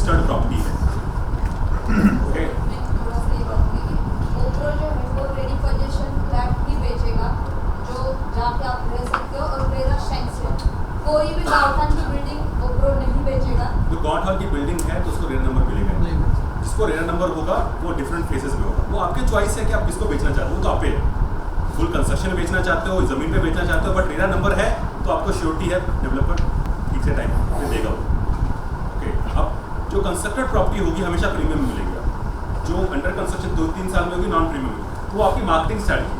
Actually, sir, Opro is the best thing, only one, जो directly builder के account में check जाने वाला है, Opro के account में नहीं रहने वाला। टेक्निकली आप कोई भी चेक आप दोगे तो आप हमेशा डेवलपर को अकाउंट में देते, यूएस में नहीं, आपके नाम से कोई चेक नहीं ना देना। ना ना, एग्जाम्पल होगा जो सर का क्वेश्चन था कि Opro क्या करेगी कई परसेंट, सॉरी मैंने ये जैसे हाँ। बोला था वो कुछ नहीं है, बट Opro अपने नाम से कोई ये नहीं लेने वाला, ट्रेडिंग का सेशन का अलग है, बट जो भी प्रॉपर्टी सेल होगी I am the agent, Opro Correct, agent, correct. तो डायरेक्टली जो बिल्डर अकाउंट है उसमें जाएगा सब कुछ। उधर पेमेंट जाने वाला है, इसलिए Opro is a world best मुझे लगता है प्लेटफॉर्म। हाँ। इंडिविजुअली नहीं, मैं आपका क्वेश्चन नहीं समझ पाया, ठीक है, तो उसको हम बाद में ले लेंगे, ठीक है। ये समझ में आया, रेरा समझ में आया आपको? Yes, हाँ। और ये आपका हक है, अगर आप आप खुद भी घर खरीदते हो तो ये आपका हक है, और यहीं पर सबसे ज़्यादा झोल होता है। तो अभी जो ये साइड ये जो है नॉन एरिया को हम बोलते हैं यूजेबल एरिया। यूजेबल एरिया मतलब मैं यूज़ कर सकता हूँ, राइट है ना, आपके घर के अंदर तो आप यूज़ कर सकते हो उसको, तो उसको बोलते हैं यूजेबल एरिया। तो आप जब ब्रोशर देखोगे तो क्या होगा, carpet area plus usable area, समझे क्या? ओके, इस तरह से आप कन्वर्ट करना। नेक्स्ट ओके, 4 पॉइंट आप कभी भी घर खरीदो और किसी को सजेस्ट करो तो ये 4 पॉइंट हमेशा दिमाग में रखने हैं। पहला पॉइंट है कॉम्पिटिटिव प्राइसिंग। कॉम्पिटिटिव प्राइसिंग मतलब आसपास के 10 प्रोजेक्ट में प्राइस क्या चल रहा है, किस रेट पे दे रहे हैं, और कैसे निकालोगे, वही कारपेट एरिया पर स्क्वायर फुट। आया समझ में? बिकॉज अल्टीमेटली अगर वो आपको कार पार्किंग 10 लाख का लेता है, कोई कार पार्किंग 3 लाख का लेता है, वो सब मिला के तो आपको पैसा देना ही है ना। तो अगर आपने पर square foot price RERA carpet इनका, तो आपको समझ में आएगा कौन सबसे अच्छा कॉम्पिटिटिव प्राइसिंग दे रहा है। प्लस आपको ये भी देखना है उसके साथ क्या क्वालिटी, क्या कम्युनिटीज़ है। तो कॉम्पिटिटिव प्राइसिंग ये अगर आपको पता है और आप जानते हो और आपने रिसर्च किया है, तो कस्टमर सबसे पहले आपको पूछेगा। बिकॉज टेक्निकली होता क्या है कि अगर आप एक डेवलपर की, आपकी वैल्यू क्या है, कोई डेवलपर के पास जाएगा, वो कभी बोलेगा मेरा प्रोजेक्ट बेकार है, वो कोई बोल सकता है कि ये बेस्ट प्राइस नहीं है, तो हमेशा ही बोलने वाला है। तो आपका काम क्या, आपका काम है जज करना कि कौन बेस्ट है आपके डेटा के हिसाब से। वो तभी कर सकते हो जब कॉम्पिटिटिव प्राइसिंग करो। 10 मिनट पे जाओ, देखो क्या प्राइस चल रहा है, टोटल पैकेज, टोटल पर स्क्वायर फुट एरिया कितना है, डिवाइड करो, पर स्क्वायर फुट प्राइस है, तो ये देखो रेट है, इसके हिसाब से यहाँ आपको लेना चाहिए। प्लस आप स्टार मार्किंग कर सकते हो, टोटल अमिटी है नहीं है, इस हिसाब से कॉम्पिटिटिव प्राइसिंग करोगे तो आप किसी भी आदमी को टाइम बचाओगे, उसका पैसा बचाओगे और उसकी रियल वैल्यू दिखाओगे। सेकेंड है माइक्रो इकोनॉमिक सिनेरियो। आपको उस प्रोजेक्ट के आसपास के 5 किलोमीटर में क्या आने वाला है, हॉस्पिटल, रोड, ब्रिज, आज नहीं 5 साल बाद क्या आने वाला सब पता होना चाहिए, क्योंकि माइक्रो इकोनॉमिक सिनेरियो से ही प्रॉपर्टी प्राइस बढ़ती है। और हर आदमी ऐसी जगह पर घर खरीदना चाहता है जहाँ प्रॉपर्टी प्राइस बढ़े। तो माइक्रो इकोनॉमिक सिनेरियो में आपको स्टडी करना पड़ेगा क्या, आपका जो भी वार्ड है उसका डेवलपमेंट प्लान, गवर्नमेंट क्या लेके आ रही है, आसपास क्या है क्या नहीं है, क्योंकि जो है वो भी जानता है, जो लेने वाला है, जो नहीं है वो नहीं जानता, आपको पता होना चाहिए। Micro economic scenario. थर्ड है आपको रेरा क्लैरिटी होनी चाहिए, रेरा क्या होता है और उसके कंप्लायंसेस क्या है, ताकि जब कस्टमर आपके पास आए तो आपको तो हक से बताओ। तो रेरा अगर आपको पता है ना, आप दूसरों से अच्छे कंसल्ट 100% अच्छे कंसल्ट, बिकॉज रेरा कस्टमर को भी मालूम नहीं, वही नॉलेज की चीज़ है। आपके राइट, उनके राइट्स पता, सर आपका ये राइट है, आपको ऐसे कर सकते हो, मैं भी चीटिंग नहीं कर सकता सर, मुझे जेल हो जाएगी। सर रेरा के अकॉर्डिंग कार पार्किंग का अलग से पैसा नहीं ले सकते हैं, रेरा की कार पार्किंग अगर है तो पैसा ले सकते हैं, बट वो तीनों साइड घेरा होना चाहिए कार पार्किंग में, तो ओपन में नहीं। अगर आपने कार पार्किंग बनाई है और घेरा हुआ है फिक्स कार पार्किंग में, तो पैसा ले सकते हैं। और थर्ड है उसकी ब्रांड वैल्यू और कंपनी का विजन, इमेज क्या है। तो आपको अगर काम करना है तो स्टार्ट करो अच्छे डेवलपर के साथ, ताकि आप जो बोल रहे हो वो कमिटमेंट उसको मिल रही है ना। तो आपको देखना पड़ेगा आसपास कौन से अच्छे डेवलपर है, किनकी ब्रांड वैल्यू ज़्यादा है, बिकॉज जब आप कस्टमर को पिच करोगे तो आपको लॉन्ग टर्म विजन बता देगा। तो ये 4 चीज़ें बहुत ज़रूरी हैं किसी भी प्रॉपर्टी खरीदने के लिए। पहला price, competitor price, price competitor price. दूसरा माइक्रो इकोनॉमिक सिनेरियो, कहाँ पे क्या क्या आ रहा है। तीसरा रेरा कंप्लायंस है कि नहीं, नंबर है कि नहीं, और क्या डॉक्यूमेंट मिसिंग है। और चौथा उसकी खुद की ब्रांड क्या है। एग्जाम्पल के लिए पुणे में जो बड़े ब्रांड है पंछी, और जो दूसरा ब्रांड है, मैं भी मेरे ख्याल से 1 महीने पहले मेरे किसी कलीग ने मुझे बोला कि आप इंडिया की सबसे महंगी प्रॉपर्टी देख के आओ। कहाँ होगी कौन सबसे महंगी प्रॉपर्टी? वहाँ पे एक डेवलपर है, केर है, जो बहुत ज़बरदस्त प्रॉपर्टी बनाई, केर है, वर्ली में प्रॉपर्टी। तो बोला सर आप देख के आओ, देखने की स्टूडेंट्स के साथ के देखिए। पर स्क्वायर फुट प्राइस कितनी हुई? यस करो। पर स्क्वायर फुट प्राइस, हाँ और कोई यस? 1 लाख रुपए पर स्क्वायर फुट प्राइस था उस पर। मैं खड़े होकर देख रहा था, सर वो जो सामने प्रॉपर्टी है उतनी है, सर 20,000 रुपये। सर आप 1 लाख में बेच रहे हो, तो सामने वाला 20,000 में कैसे बोल रहा हो? तो वही ब्रांड है, और ब्रांड की ही वैल्यू हमेशा मिलती है ज़्यादा। ओके, क्योंकि मैं के रह जाऊँ, मेरे पर ट्रस्ट लोगों का, मैं 5 गुना ज़्यादा ले सकता हूँ। एग्जाम्पल दूँ, यहाँ पे डोनाल्ड ट्रम्प टावर है, ये 5-6 रुपये। डोनाल्ड ट्रम्प टावर का रेट मालूम है किसी को? ये भी नहीं मालूम था। कनाई नगर में रेट है 10,000 रुपये एवरेज। डोनाल्ड ट्रम्प टावर का रेट है 30,000 रुपये, 25-30,000, 3 गुना ज़्यादा। अगर आपको समझ है उसकी और कस्टमर को समझ है, तो पैसा वहाँ लगाएगा जहाँ लॉन्ग टर्म में पैसा ज़्यादा है। ठीक है, तो इसलिए उन लोगों के साथ काम करो जिनका अच्छा ब्रांड है। मुझे उसका आइडिया नहीं सर। हाँ, मैं एग्जाम्पल बता रहा हूँ। ठीक है सर, एक क्वेश्चन था, रेरा अगर है तो रेट फिक्स रहता है या अपने हिसाब से बिल्डर का? देखो, गवर्नमेंट ये बोलता है कि हम प्राइस नहीं फिक्स कर सकते। इसका मतलब ये हुआ, रेरा ये बताएगा कैसे करना है, क्या करना है, क्या नहीं करना है, बट प्राइस को कोई फिक्स नहीं कर सकता। डेवलपर बोला 2 लाख रुपये पर स्क्वायर फुट, आप खरीदोगे तो दे देगा, नहीं खरीदोगे तो 1,50,000 में आएगा, नहीं खरीदोगे तो 1 लाख में आएगा, नहीं खरीदोगे तो 15,000 में आएगा। ये तो आप मार्केट पर डिपेंड करता है कि आप क्या खरीदते हो। रेरा प्राइस के ऊपर कोई पाबंदी नहीं है, कोई पाबंदी नहीं है प्राइस के ऊपर, कितना भी आप चार्ज कर सकते हो, डेवलपर कितना भी चार्ज कर सकते हो। पाबंदी है कि राइट एरिया के बारे में बताएं। सर प्राइस जो रहेगा वो रेरा का फिक्स रहेगा, फिक्स रहेगा, प्राइस नहीं फिक्स रहेगा। डेवलपर कोई भी प्राइस चार्ज कर सकता है, कोई भी चार्ज कोई भी चार्ज कर सकता है। डॉक्यूमेंट नेगोशिएट करना पड़ेगा। Carpet area fix, carpet area बताया, कारपेट एरिया नहीं, कारपेट एरिया कैसे कैलकुलेट करोगे ये गवर्नमेंट बताता है, कितना आप दे रहे हो ये आप पर डिपेंड करता है। तो ये आप खुद का भी घर खरीदने जाओगे, आप क्या देखो, 3-4 चीज़ देखो कि देखो पैसा कितना लगने वाला है, आसपास क्या आने वाला है, लीगल सब क्लियर है कि नहीं, और मैं अच्छे डेवलपर के पास रह रहा हूँ कि नहीं। बिकॉज अच्छे ब्रांड में आपको रेंट भी अच्छा मिलेगा, अच्छे ब्रांड में 2 साल बाद बेचोगे तो उसकी प्रॉफिट भी मिलेगी। ठीक है, तो अगर आप अच्छे ब्रांड में 5-10%, 20% ज़्यादा भी दे रहे हो तो दे दो उसको, कोई प्रॉब्लम नहीं। बट वो प्रॉपर्टी आपको 3-4 गुना दे सकती है लॉन्ग टर्म जब आप बेचोगे उसका। और वही जो बेकार प्रॉपर्टी है वो रॉ रिड्यूस होती रहती है। समझ में आएगा? मेंटेनेंस अच्छा नहीं है, ये अच्छा नहीं है, वो अच्छा नहीं है।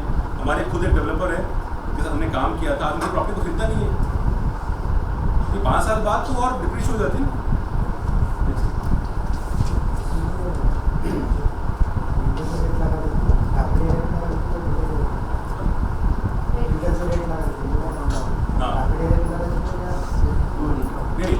बिल्डर का जो रेट है बेसिकली, ओके, वो बोलता है 50 लाख रुपए, आप कारपेट लगा उसका रेट निकालो। समझ में आया क्या? वो वही बता रहा हूँ, रेट मतलब ये समझो रेट नहीं है, वो फिक्स बोल दिया उसने 50 लाख रुपए, और वो 50 लाख से कारपेट एरिया का डिवाइड कर दो, आपको रेट मिल जाएगा। तो कारपेट एरिया का रेट का कोई लेना देना नहीं, ऐसा नहीं, कोई लेना देना नहीं, बस कैसे कैलकुलेट करोगे वो गवर्नमेंट का क्लियर है। तो इसे आपको और कोई क्वेश्चन है, ये बेसिक इन्फॉर्मेशन आपके पास होनी चाहिए, और यही इन्फॉर्मेशन आप अपने कंज्यूमर को देनी चाहिए। जैसे कोई बोलता है कि 5,000 रुपये पर स्क्वायर फीट, जैसे उनका कोई सवाल है 5,000 रुपये पर स्क्वायर फीट, तो वो बताएगा कि ये 2,000 स्क्वायर फीट होती है, इसको जैसा आप रेटा बोल रहे हैं तो उसके हिसाब से ही करेंगे ना, जितना रेटा में दिख रहा है। अगर वो बोलता है मुझे 5,000 स्क्वायर फुट बेचना है तो उस पर आप कुछ नहीं कर सकते। और उसने बोला कि मैं 1,000 स्क्वायर फुट कारपेट एरिया दे रहा हूँ, तो उस पर आप वेबसाइट में आके देखो उसने कितना लिखा है वहाँ। आया समझ में? अगर उसने गलत लिखा है तो आप बोलो कि गलत दे दो, प्राइस में आप कुछ नहीं कर सकते। कारपेट एरिया पे उसमें और कारपेट एरिया कितना दे रहा है उसकी क्लैरिटी होनी चाहिए।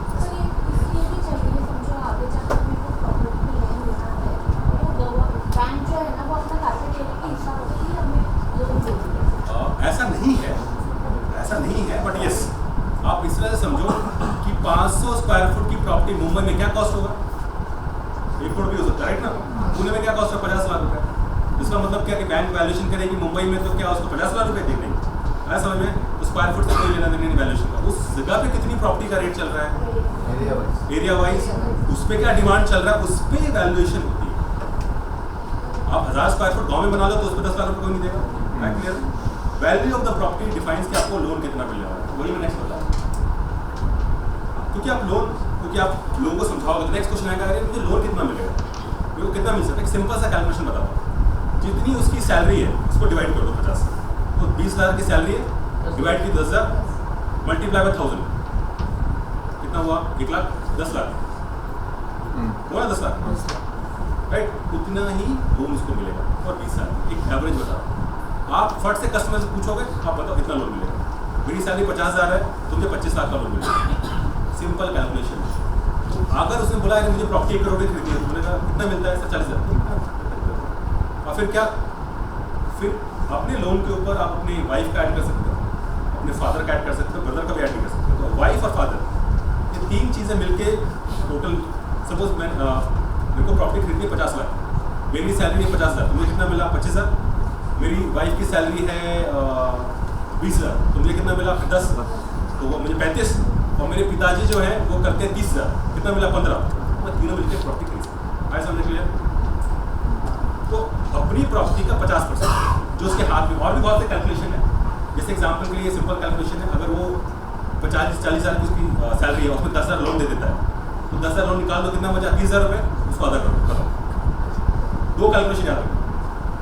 कोई लोन नहीं है तो हाफ करके दे दो, लोन है तो कैंसिल मैनेज करके लोन दे दो। कैंसिल तो समझ में आ गया कितनी प्रॉपर्टी खरीद सकता है। क्यों बोल रहा हूँ मैं, कल मुझसे कोई पूछेगा सर मुझे 50 लाख की प्रॉपर्टी चाहिए, तो आप दौड़े मत जाओ 50 कितनी सैलरी मिलती है, क्या घर में कमाई होती है, इस हिसाब से 25 लाख की प्रॉपर्टी मिलती है। 25 लाख की प्रॉपर्टी में हम देख सकते हैं, ऐसा में तो आप इधर उधर नहीं भागोगे, उसको हेल्प कर सकते हो। तो लोन की जानकारी होना बहुत जरूरी है, क्लियर है। उसके बाद ही आप उसकी हेल्प करो। अब उसके बजट के बाहर है तो खरीदेंगे कैसे हो, आया समझ में कैलकुलेशन। जितनी सैलरी उसका आधा करो, मल्टीप्लाई बाय 1000 करो, उसको मिल जाएगा आपको लाख, उतने लाख का EMI उसको मिल सकता है, उतने लाख का मिल सकता है। नेक्स्ट, और दूसरा होता है कि मान लो 25 लाख आपको मिल रहा है, लोन 25 लाख का मिल रहा है और आपने घर ही 25 लाख का खरीदा है, तो बैंक आपको 25 लाख का 25 लाख नहीं देने वाली। क्या करने वाली है, बैंक सिर्फ आपको 80% तक देती है, किसी केस में 90% तक देती है, ऐसा में। तो 25 लाख के घर में अगर मुझे 80% मिलेगा तो 5 लाख अपने पॉकेट में होना चाहिए। तो आप पूछो 5 लाख है, क्योंकि बैंक पूरा रिस्क कैसे लेगी ना, सोचिए। तो बैंक जो है 80% का डिजर्व करती है। ये 2 रूल आपको हमेशा याद होने चाहिए, जिससे आप खुद को और किसी को भी कंसल्ट कर सकते हो। हाई क्लियर में किसी को आप ये सिंपल है। आप किसी से पूछोगे, आप पूछो उनसे इंक्वायरी, अगर हमको बताओगे ना वो आप काफ़ी खुश होंगे कि आपको पता है, और फिर उसके हिसाब से आप उनको हेल्प करोगे। है क्लियर है, पूछना है किसी को, बिकॉज कोई भी घर खरीदता लोन तो चाहिए। अब जैसे हमने बोला बहुत सारे ऐसे बैंक हैं जो ऐसे लोगों को लोन देते हैं जिनकी दिहाड़ी होती है या महीने का फिक्स नहीं होता, उनको वैसे बैंक हैं अवेलेबल। तो आपको सही बैंक ढूंढने की ज़रूरत है जो उस तरह, बट वहाँ का परसेंटेज हाई होगा, 5-10% 12% होगा। जितना ज़्यादा रिस्क उतना ज़्यादा परसेंटेज, राइट है। तो ऐसे भी 4-5 बैंकों को आप अपने ऑनलाइन पोर्टल पे लो, बिकॉज अगर ये किसी को बोलते भी हैं उनको लोन भी चाहिए, तो लोन के लिए आपके पास बैंक होना चाहिए। क्योंकि अगर पास बैंक है और आपको समझ में आ गया कि पास पैसा है तो आप प्रॉपर्टी के पीछे भागो। आपको समझ में नहीं आ रहा कि प्रॉपर्टी खरीदी जा सकती है नहीं खरीदी जा सकती, तो आपका सारा एफर्ट वेस्ट जाएगा। अगर आपको लगता है वेस्ट, फिर भी अपनी नॉलेज को दे दो उसको, सर ऐसा है ऐसा है ऐसा है ऐसा, और छोड़ दो। 2 दिन बाद 5 दिन बाद वापस आए, क्यों? क्योंकि आपने जेन्युइन अच्छा नॉलेज बता के उसको भेजा।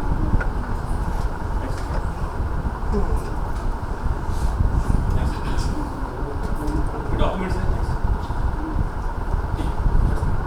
ठीक है। सो ये है, इसमें कोई क्वेश्चन है क्या? हम 5 मिनट, एक रेरा बच गया, 5-10 मिनट में खत्म करेंगे, 5 मिनट चलेगा, डेढ़ तो हो रहा है। नहीं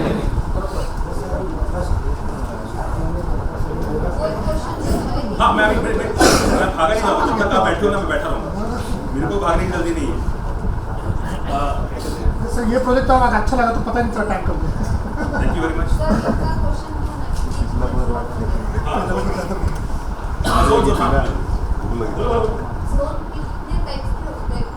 हाँ क्वेश्चन बाकी है। रियल स्टेट में जो भी आप खरीदते बेसिस को हम एसेट बोलते हैं, एसेट फिजिकल एसेट होता है रियल एस्टेट। तो किस किस तरह के एसेट होते हैं वही पूछ रहे हैं, किस किस तरह के एसेट हम यूज करते हैं। ओके नेक्स्ट जाओ। एग्रीकल्चर लैंड एक एसेट टाइप है और ये भी एक जोनिंग टाइप है, ठीक है। तो लैंड में दो जोन मैक्सिमम जोन होते हैं, एक होता है एग्रीकल्चर, एक होता है non agriculture. Non agriculture land में क्या बनता है, नॉन एग्रीकल्चर लैंड में नेक्स्ट बनता है सिंगल हाउस, ये पहला एसेट टाइप। दूसरा अपार्टमेंट्स, ये दूसरा एसेट टाइप। इसके बाद मल्टी स्टोरी अपार्टमेंट, ये तीसरा एसेट टाइप। इसके बाद अपार्टमेंट कॉम्प्लेक्स, ये चौथा एसेट टाइप। इसके बाद ये टाउनशिप। तो जो कमर्शियल नॉन का वो क्या कहते हैं, जो नॉन एग्रीकल्चर लैंड होता है उसमें लैंड, उसमें अपार्टमेंट के इतने टाइप्स होते हैं। इन सब को आप बना सकते हो, बेच सकते हो और बिल्ड कर सकते हो। उसके बाद आता है कमर्शियल जोन।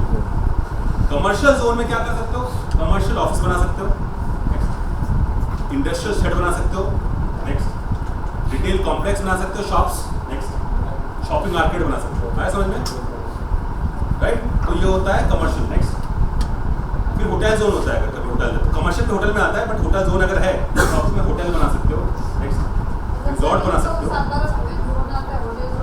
होटल जोन ही है, नॉन एग्रीकल्चर जोन है। नॉन एग्रीकल्चर जोन में आप जो म्यूनसिपल बॉडी वो डिफाइन करती है ज्योग्राफी में कि वहाँ क्या बन सकता है, उसके लिए आप वहाँ पे जाओ। और गवर्नमेंट इसको चेंज भी कर सकती है। अभी जैसे बहुत अभी पूना में पहले 10 किलोमीटर तक सब एग्रीकल्चर था, बट आज 10 किलोमीटर बाद सब नॉन एग्रीकल्चर है। क्यों?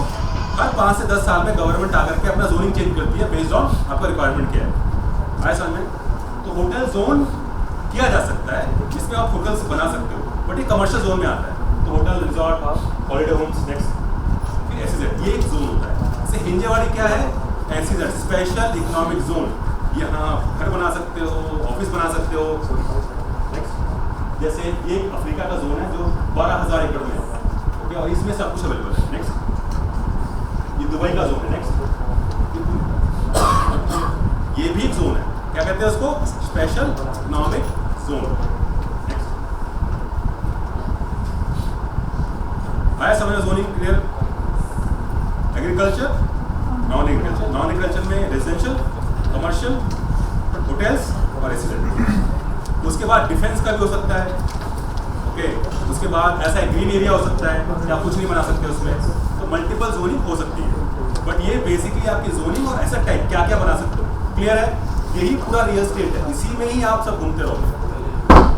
आप इसको बेच सकते हो, सेल कर सकते हो, ट्रांसफर कर सकते हो। दूसरा पता है कि जैसे कोई नदी किनारे के बाजू में जो कुछ होता है उसमें जो होता है नहीं, उसमें क्या होता है, वो गवर्नमेंट आपको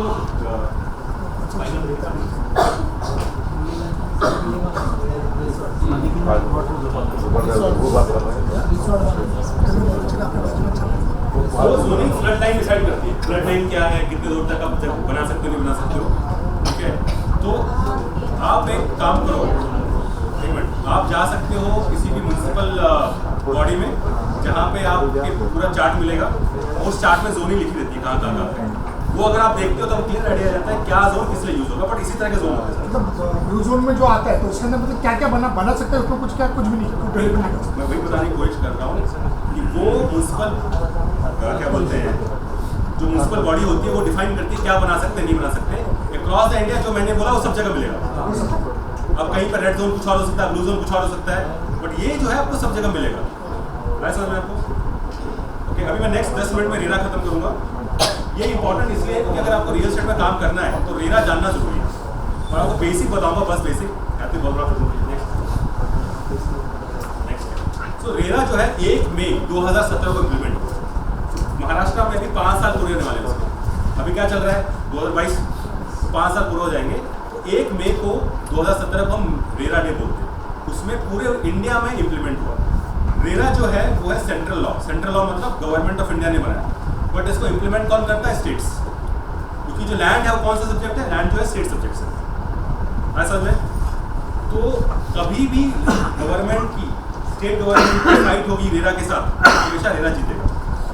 एग्जाम्पल, वेस्ट बंगाल में रेरा नहीं था, वहाँ के गवर्नमेंट ने रेरा इंप्लीमेंट नहीं किया, सुप्रीम कोर्ट ने बोला हटा, जो आपने इंप्लीमेंट किया वो रॉन्ग है, आपको रेरा इंप्लीमेंट करना। तो अगर किसी ने रेरा पता है तो वो किसी भी कंट्री, मतलब किसी भी स्टेट में चले जाए, उसको सब नॉलेज होगी रेरा के बारे में, आए समझ में। तो अगर आपको महाराष्ट्र का रेरा मालूम है, कर्नाटका में चले गए तो आपको मालूम है, बस 1-2% का इधर दो, आए समझे? क्लियर? आपको किसी एक स्टेट का रेरा मालूम है तो मतलब क्या 90% रेरा आपको। अगर जो रेरा का प्रोजेक्ट को रेरा में करना है तो कितने इस लैंड में मतलब करना है? तो रेरा में, महाराष्ट्र में रेरा उसी में इम्प्लीमेंट है जहाँ पे प्लानिंग एरिया MRDP में आता है। तो जो भी प्लानिंग एरिया है महाराष्ट्र गवर्नमेंट का, वहीं पे रेरा इम्प्लीमेंट होता है। तो गांव में इम्प्लीमेंट नहीं होता, बिकॉज वहाँ रेरा है, मतलब टाउन प्लानिंग में आता नहीं। ठीक है, अगर करवाना है तो उसमें स्पेशली उसको अप्रूवल कराना पड़ेगा, तब आएगा उसको रेरा। ठीक है, अब रेरा किस में इम्प्लीमेंट नहीं होता? अगर आपकी प्रॉपर्टी, ध्यान सुनना, 500 स्क्वायर मीटर से ज्यादा है लैंड आपका, तो रेरा इम्प्लीमेंट होता है। कितना? 500 स्क्वायर मीटर। अगर आपके पास सपोज 10 गुंठे के 5 लैंड है तो भी रेरा नहीं होगा, बट 10 गुंठे के 6 लैंड हो गए तो क्या होगा? सॉरी, 100 गुंठे के 6 लैंड हो गए, 100 स्क्वायर मीटर के 6 लैंड हो गए तो 600 स्क्वायर मीटर आया समझ में? तो टोटल मिला के ये रेरा हो गया। तो कुल मिला के आपकी जमीन 5000 स्क्वायर फुट से ज्यादा नहीं होनी चाहिए, आया समझ में? अगर 5000 स्क्वायर फुट से नीचे काम करोगे तो रेरा नहीं होगा। सर 6 टाइम्स एक साथ तो इसको अमलगमेट करना पड़ेगा ना?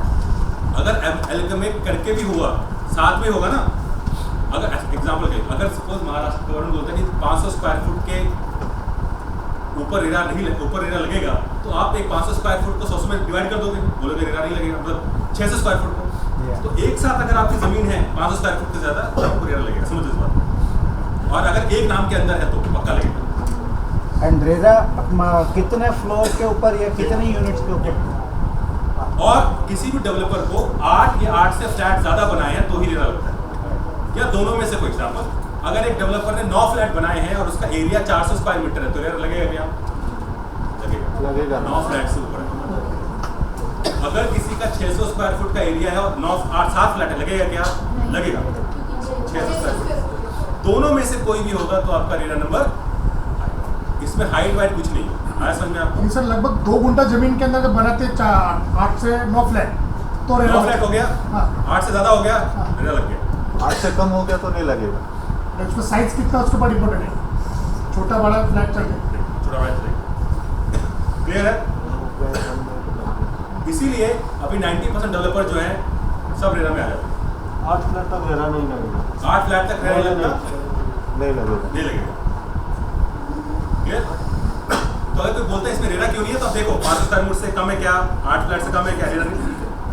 उसको रेरा की कोई जरूरत नहीं, वो बिना रेरा के चल कर। और अगर आप कोई प्रॉपर्टी बना रहे हो जो रेंट पे देने वाले हो, उसमें रेरा नहीं लगता। अगर आप उसको बेचने वाले हो तभी रेरा इम्प्लीमेंट होता है। सपोज आपने एक बिल्डिंग बनाई, अपने नाम पे रखी, रेंट पे दे दी, आपको रेरा की जरूरत है। बट अगर आपने बेचा उसको 4 साल बाद तो रेरा चाहिए, और बेचने इसका है। गिनने के बाद ऐसा है कि रेरा में एक लॉ है जो कहता है कि 5 साल तक डेवलपर जो है आपकी प्रॉपर्टी को देखेगा, क्वालिटी को। सपोज मैंने प्रोजेक्ट बना लिया और उसका रेरा नंबर नहीं लिया, एक क्लॉज तो हो गया, बट दूसरा क्लॉज भी तो है ना कि 5 साल तक देखे कैसे, तो नंबर ही नहीं होगा तो मैं एप्लीकेशन क्या डालूंगा? ऐसा समझे? इसलिए एडवाइजेबल है सारे डेवलपर को कि आप रेरा नंबर ले लो, क्योंकि रेरा नंबर से आपका ट्रस्ट बढ़ जाता है, आपकी सेलिब्रिटी बढ़ जाती है, और कस्टमर को लगता है कि भाई कि कहीं जाएगा नहीं, मैं कुछ भी होगा तो मेरा नंबर यूज कर सकता हूँ। जब रेरा इंप्लीमेंट हुआ तो रूल था अगर आपको ओसी मिल गया है तो आपको रेरा नंबर लेने की जरूरत नहीं।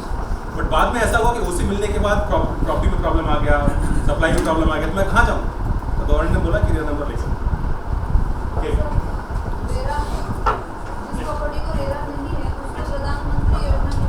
हाँ मिल सकते हैं, नहीं मिल सकता, क्यों नहीं मिल सकता? 8 फ्लैट से नीचे बनाए उसने, 500 स्क्वायर फुट से कम बनाए हैं, जेन्युइन है ना? ऑफ कोर्स मिलेगा उसको। ओके, मैं कुछ भी बताता हूँ। आप अभी देखो बहुत इंपॉर्टेंट है। अभी कोई भी डेवलपर चीटिंग नहीं कर सकता, बिकॉज उसके पास 100 रुपये आपका आता है ना, तो 70 रुपये उसको कंस्ट्रक्शन के लिए रखना पड़ता है, ये रूल है। और 30% वो मार्केटिंग में जैसे आता है, समझे क्या? अगर कल आप भाग गए डेवलपर, तो 70% पैसा आपको निकाल के देगा, बोलेगा बना। और ये 70% पैसा तब तक नहीं निकाल सकता जब तक ओसी नहीं मिल जाता। आया समझ में क्लियर? ये बहुत इंपॉर्टेंट रूल है, इसलिए ही डेवलपर डेवलप करके प्रॉपर्टी आपको दे पाएगा। क्यों? क्योंकि जब तक पोजीशन नहीं देगा तब तक पैसा नहीं। 70% ये रूल है कि आपको 70% पैसा अलग बैंक अकाउंट में रखना है और तब तक नहीं निकालना जब तक आप कंप्लीशन, ये इंपॉर्टेंट है। और अगर पैसा निकालोगे भी तो अभी महाराष्ट्र में रूल आया कि आपको इंजीनियर का साइन चाहिए, सीए का साइन चाहिए, लॉयर चाहिए, तो भी आप पैसा निकाल सकते। तो आपका पैसा अभी सेफ है।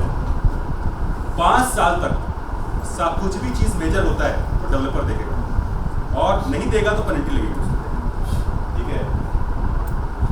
अगर डेवलपर ने अच्छे से काम नहीं किया तो महाराष्ट्र उसके अकाउंट को फ्रीज कर सकता है और निकाल सकता है, ये पावर है उसके पास। पेनल्टीज है। मैक्सिमम से मैक्सिमम डेवलपर 1 साल तक डिले कर सकता है, जैसे 4 साल का प्रोजेक्ट है, और अगर कुछ प्रॉब्लम आई तो 1 साल तक और कर सकता है। 1 साल के बाद कोर्ट के पास ये पावर है कि पूरा प्रोजेक्ट उठाकर किसी और को दे। तो गवर्नमेंट बोलेगा कि 1 साल का एक्सटेंशन, वो गवर्नमेंट खुद लॉ लेके आएगा ना, ये सही बोल रहे हैं। तो अभी जब कोरोना आया था तो डेवलपर को 6 महीने का एक्सटेंशन मिला था, तो गवर्नमेंट ही बोलेगा कि भैया सबको 6 महीने, मतलब ब्लैंकेट है वो, इररिस्पेक्टिव ऑफ कोई। बट अगर 1 साल में अगर बढ़ाएगा कोई तो उसको पेनल्टी देनी पड़ती है, उसको रीजन बताना पड़ता है क्यों बढ़ाया। इसलिए आज बहुत सारे प्रोजेक्ट टाइम से पहले मिल जाते हैं।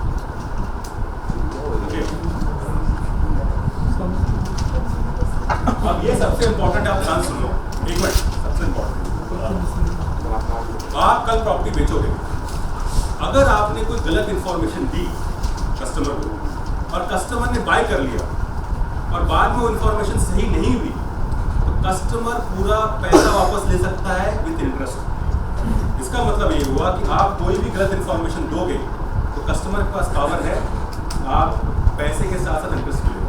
और इसलिए कोई भी डेवलपर नहीं चाहता कि ऐसा लोग उनके साथ काम करे जो रजिस्टर नहीं, जिनको पढ़ना लिखना नहीं आता, जिनको पता नहीं वो क्या दे रहे, बिकॉज उसका नुकसान किसको होता है?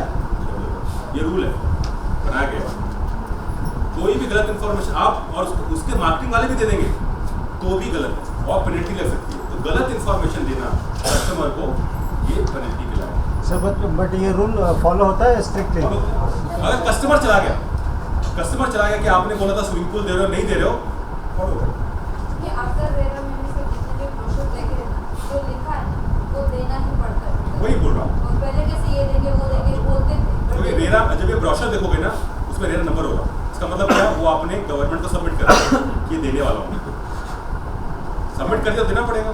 और अगर नहीं दिया तो कस्टमर पैसे निकाल सकता है विथ इंटरेस्ट। ये बहुत बड़ा, और इसलिए मिस इन्फॉर्मेशन मत दो, गलत इन्फॉर्मेशन दो, मत बेचने की नुकसान आपको होगा कस्टमर्स के लिए।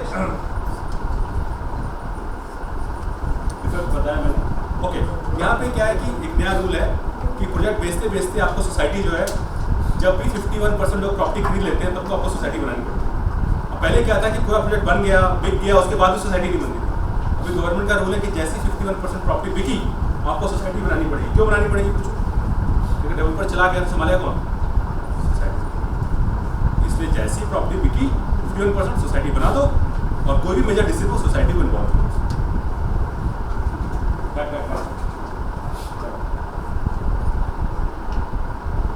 कोई भी चेंज अगर डेवलपर करता है उसको आपको अप्रूवल लेना पड़ेगा कस्टमर का। घर में चेंज कर दिया, सोसाइटी में चेंज कर दिया, आपको अप्रूवल चाहिए। घर के अंदर, बाहर होगा तो 2/3 ऑफ पिलर। अगर 10 लोग ने प्रॉपर्टी खरीद ली है और कोई पिलर हटाना है तो 6 लोगों का अप्रूवल चाहिए। बिना 6 लोगों के यस किए वो कुछ नहीं बना सकते। 2/3 फर्स्ट रेट में मैंने बताया।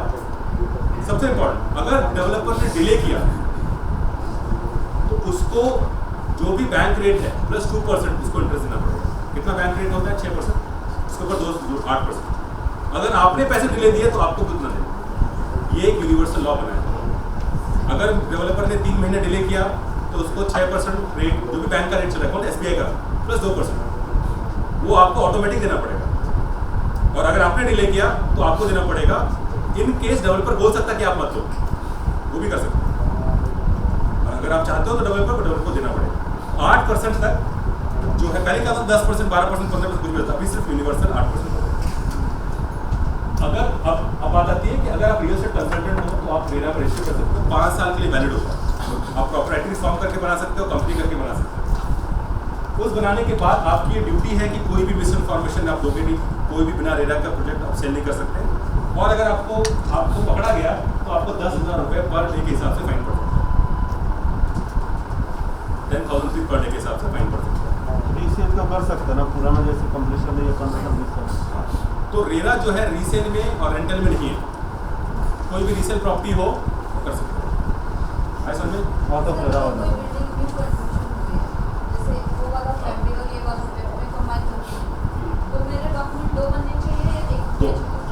अप्रूवल किसका मिला है? 2 प्रॉपर्टी का मिला है ना। आप जो प्लान में है वही आपको मिलेगा। ऐसा मतलब उसके 2 एग्रीमेंट साइन होंगे। तो 2 एग्रीमेंट के हिसाब से वो एक प्लान के नहीं है, एक प्लान के नहीं है। अगर एक भी करते हैं तो होगा ही नहीं। अप्रूवल क्या है? वैसे अप्रूवल आया ना, वो लगे कर लिया दोनों मेरे को, ठीक है, बट मेरी जितनी अंडरस्टैंडिंग है उसको अलग अलग करना चाहिए, बिकॉज अप्रूवल ही अलग लगाया है। अगर कोई ऑनर किसी डेवलपमेंट को जेवी में अगर ये देता है, लैंड देता है और उसके अंदर वो खुद रहता है तो उस पर रेरा लगेगा? हाँ, बहुत अच्छा क्वेश्चन पूछा उन्होंने कि सपोज आपके पास लैंड है, आप एक डेवलपर आ रहा है और आप डेवलपर उसको बेच रहा है, तो क्या आप अगर लैंड ओनर हो तो आप पे रेरा आएगा क्या आएगा ही नहीं आएगा? वही पूछा सर। कितने फ्लैट बनेंगे? एक मिनट, ये डिपेंड करता है आपका प्लॉट एरिया। ये डिपेंड करता है कि आपने एमओयू क्या साइन किया। अगर उस कंपनी में आप पार्टनर हो तो आप पे रेरा आएगा। अगर आप उस कंपनी में पार्टनर नहीं हो और आपने लैंड की जगह घर लिया है तो आप पे रेरा नहीं आना चाहिए, because you are like a buyer, है ना। मैंने लैंड दिया, तुम मुझे घर दे रहे हो, काम खत्म। मैंने तो कंस्ट्रक्शन कुछ नहीं किया। तो वो डिपेंड करता है कि आप किस तरह से एमओयू साइन कर रहे हो। अगर आपके पास लैंड है तो आप पार्टनर बनोगे तो प्रॉब्लम, तो पार्टनर में तो आप प्रॉफिट का हिस्सा ले लो। तो जो भी प्रॉफिट का हिस्सा लेता है उसको हम कहते हैं प्रमोटर, और उसी पे रेरा इम्प्लीमेंट होता है। वो खुद रहेगा तो उसको मतलब नहीं लगेगा। अगर पार्टनर बन गया तो होगा, अगर वो सिर्फ लैंड ओनर होकर प्रॉपर्टी ले रहा है तो नहीं होगा। प्रॉपर्टी उसने बेच दिया तो लैंड ओनर कोई बात नहीं है। तो सपोज आपने प्रॉपर्टी खरीदी, आपने किसी को बेच दी, खरीदी नहीं, जो कोई बात नहीं, अरे उसी की तरह हुआ ना, उसने खरीदी ही तरीके से, क्योंकि आपके नाम पे होती है ना प्रॉपर्टी। आपने खरीद के आपको बेच दी तो आप पे रेरा होगा क्या? नहीं होगा ना, एज ए कस्टमर।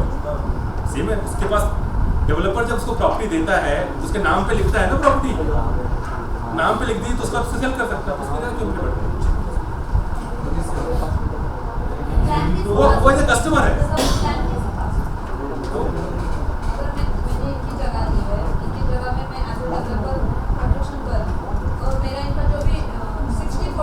वो ज्वाइंट वेंचर का डॉक्यूमेंट होता है, वो डॉक्यूमेंट के हिसाब से गवर्नमेंट अप्रूवल करती है। समझ में?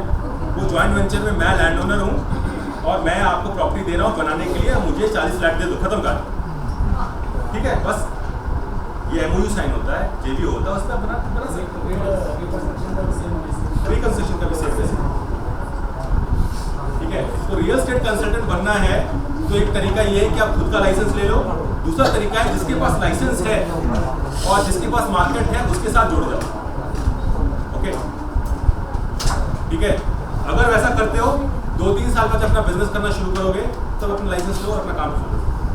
तो ये इस तरीके से आप अपना रियल एस्टेट, और 5 साल में आपको 5 साल में आपको दोबारा, मेरा एक्सपेक्टेशन ये है इस साल पक्का रेरा, जो भी रेरा लेगा उसको एक क्या बोलते हैं टेस्ट देना पड़ेगा। अभी हो सकता है हम गवर्नमेंट पुश कर रहे हैं ताकि अच्छे लोग और जो लोग पढ़े लिखे वो लोग आए इसमें ज़्यादा।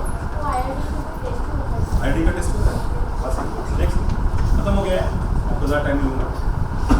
ओके, कंप्लेंट, ये बस सुन लो। रेरा में क्लियर है कि अगर आपको डेवलपर के अगेंस्ट कंप्लेन करना है तो ऑनलाइन जाओ, पैसे भरो और कंप्लेन करो। रेरा में एज ए कंसल्टेंट भी आप कंप्लेन कर सकते हो कस्टमर के बारे में और डेवलपर के बारे में। डेवलपर भी कंप्लेन कर सकता है कंसल्टेंट के बारे में, कस्टमर के बारे में, और कस्टमर भी कंप्लेन कर सकता है कंसल्टेंट के बारे में और डेवलपर के, सब तीनों कर सकते हैं। 99% कस्टमर ही करता है सब और कोई नहीं करता, ठीक है। बाकी टोटली ऑनलाइन है और आपको अगर फिर समझ आएगा कि आप आओ, पूछो, निगोशिएट करो और क्लोज करो।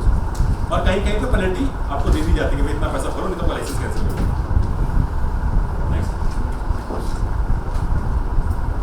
Thank you very much. हमने ऑलमोस्ट आपके 3.5 घंटे ले लिए, ओके। सर आपको से बताया? मैंने पूरी कोशिश की। आप स्टूडेंट तो है नहीं, बट काफ़ी दिनों से आप इतनी देर बैठे, बहुत अच्छी बात है।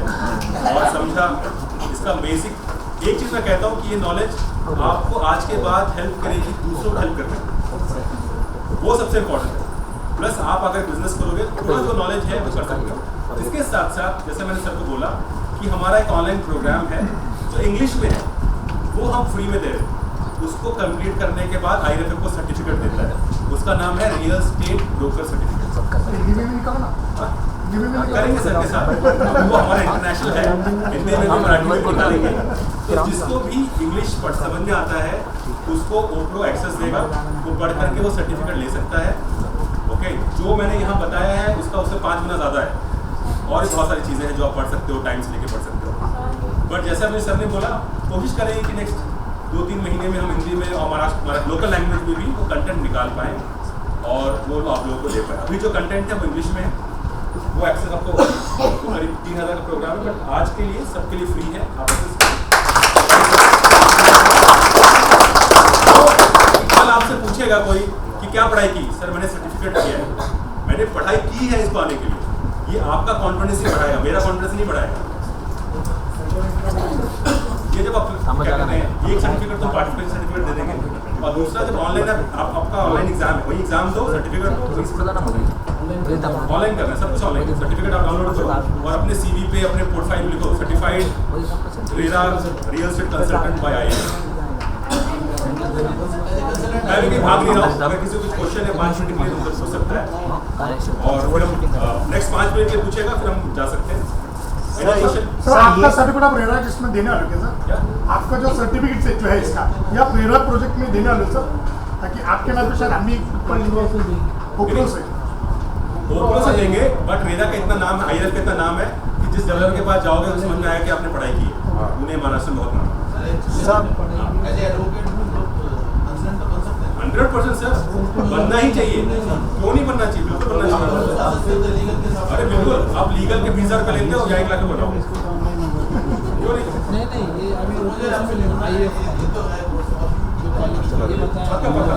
बिल्कुल, जो मैं हेल्प कर सकता हूँ वो मैं जरूर करूँगा। आपको एक्सेस मिल जाएगी, आप ऑनलाइन पढ़ाई करो, ऑनलाइन एग्जाम लो, ऑनलाइन सर्टिफिकेट निकालो, CV पे लिखो, कार्ड पे लिखो, काम करना शुरू करो। सर ते ऑनलाइन देणार आहे ते कधी देणार आहे? ऑनलाइन का मेल आएगा।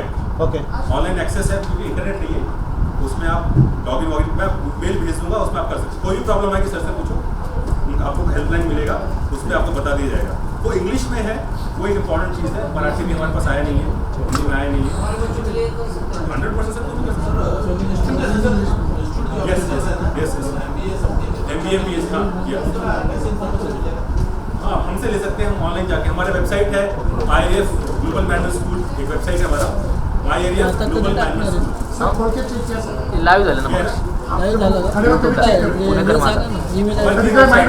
पुणेकर माझा यूट्यूबला पुणेकर माझा न्यूज करता और मैं आपको ये बताना चाहता हूँ, जो आप सर्टिफिकेट कर रहे हो वो पूरी दुनिया के लोग करते हैं। आप ये इंडिया में नहीं, पूरी दुनिया के लोग सर्टिफिकेट करते हैं, इसलिए उसकी वैल्यू है। ओके, तो वो आपको और भी बेसिक नॉलेज देगा, बिकॉज भी कम टाइम था तो हमने जो बेसिक चीज़ें थी जो सारी बताई वो मैंने इंटीग्रेट की।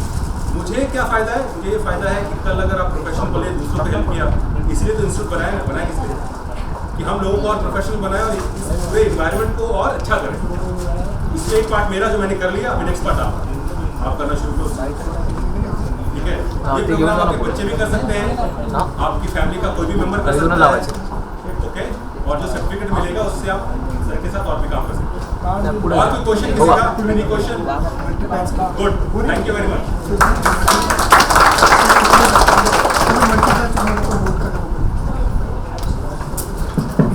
Thank you sir. जोरदार तालियां होनी चाहिए कि नहीं होनी चाहिए? जोरदार होनी चाहिए।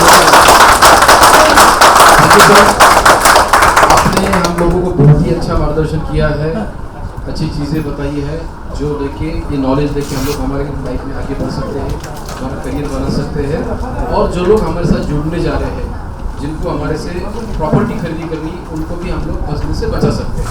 ये सबसे अच्छी बात है।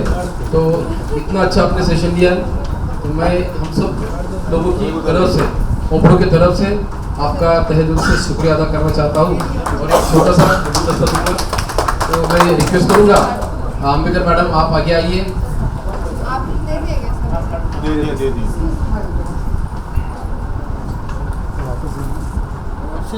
पूरी टीम की तरफ से अंबेडकर मैडम उनको देंगे।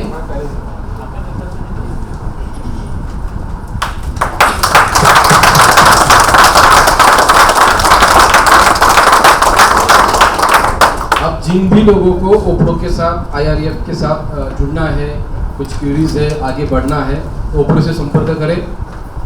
फिर एक बार हम लोग सर के साथ जोरदार ताली से स्वागत करेंगे सर का। और जिन जिन को फोटो निकालने हैं, एक तो पूरा टीम का फोटो आएगा सर, हमारा रिक्वेस्ट है आपको। फर्स्ट बैच है हमारा, पूरा 50 लोग यहाँ। यस, तो आप लोग आइए, उसके बाद भी टीम का फोटो निकालेंगे।